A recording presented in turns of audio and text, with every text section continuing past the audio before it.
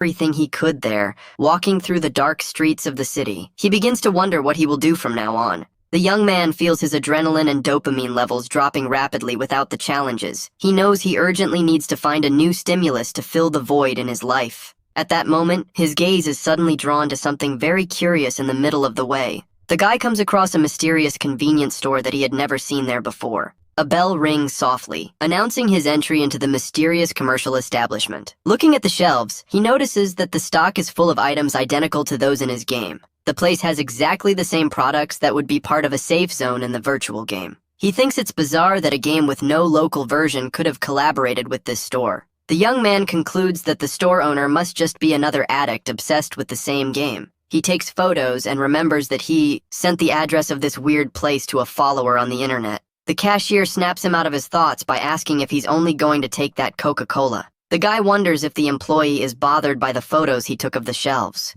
He just waits for service with a calm expression, not imagining the danger that approaches. The employee says the bottle doesn't have a barcode and attacks the MC from behind. A violent blow is struck while the attacker coldly says that this was a great choice. The young man falls severely injured on the store floor, seeing the damage he took spread across the ground. Suddenly, he wakes up startled in a totally different place, wearing a military uniform. The MC realizes that he just received the biggest and most intense dose of dopamine of his life. Next to him, a blonde guy screams in panic, not understanding what is happening in that place. The MC asks the blonde if he also bought the Coca-Cola at that convenience store. He goes further and questions if the guy's internet username is Room Corner Hubby. The blonde is shocked, and the two start arguing, calling each other internet weirdos. The boy defends himself by saying that everyone trash talks online and asks what the guy's nickname is. The MC realizes the irony of having entered the game right next to someone he blocked. Knowing the situation would get really awkward, he decides to hide that his nickname is Dopamine Addict without many options. The guy decides to invent a fake name so as not to reveal his true identity.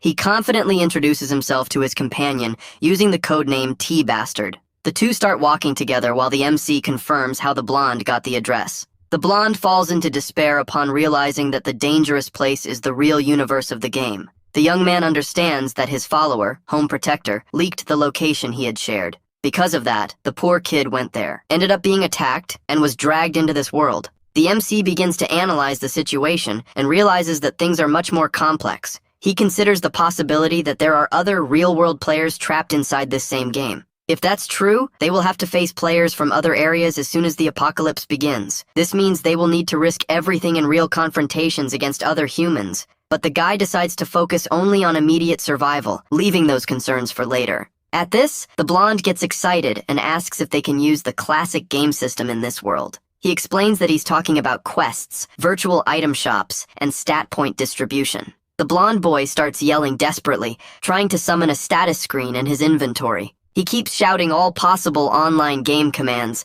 but the silence around them remains absolute. Absolutely nothing happens, and the young man falls to his knees on the ground, completely frustrated by not having a system. The blonde complains a lot about being thrown into that dangerous place in kids' bodies, and with no advantages. The MC watches him grumble about how he should have been a better person and avoided swearing so much. The boy lets out a long sigh and sits on the freezing ground, trying to accept his terrible new reality. He then asks the MC what they are going to do now and what stage of the Coca-Cola zone he managed to reach. The guy thinks about his real progress, knowing that he actually managed to finish the entire game all the way to the end. However, he decides to lie so as not to reveal that he is the guide creator and to keep things simpler between them. The MC falsely claims he only made it to the unicorn area, leaving the blonde boy very surprised. The boy accuses him of lying, as very few people manage to get that far, even among the creator's followers. The blonde then starts to suspect that the guide author might have also been pulled into this twisted world.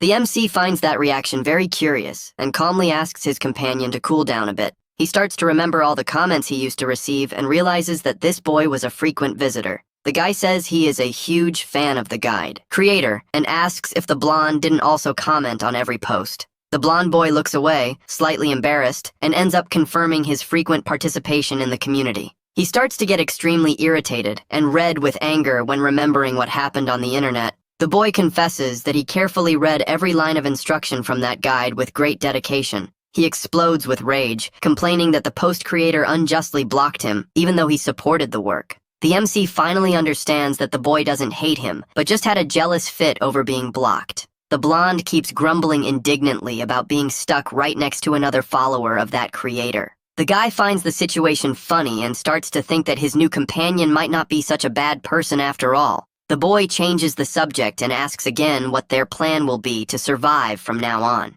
At that moment, the MC displays a mysterious and challenging smile on his face as he outlines his goal. He reveals that he intends to use the famous and dangerous illegitimate child strategy to advance in the story. This was one of the most daring and secret tactics that the guy himself had shared with the community. The Coca-Cola Zone is located in an extreme snow region governed by a powerful, heavily armed military faction. The supreme leader and absolute commander of that feared combat force is named Hayden Goodman. The plan consists of posing as a bastard son of the great commander to manage to inherit